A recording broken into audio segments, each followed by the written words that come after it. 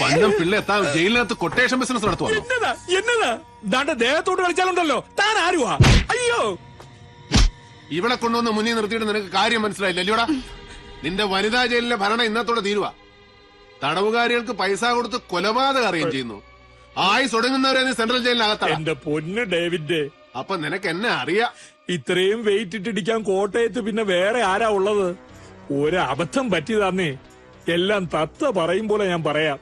എന്നെ മാപ്പ് സാക്ഷിയാക്കി വെറുതെ വിടണം.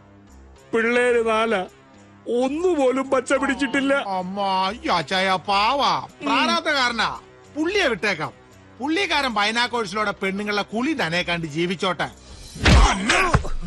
എല്ലാം ഞാൻ പറയാന്ന് പറഞ്ഞല്ലോ. പൊന്നണ്ണന്മാരെ, എന്നെ ഇനി തല്ലല്ലേ.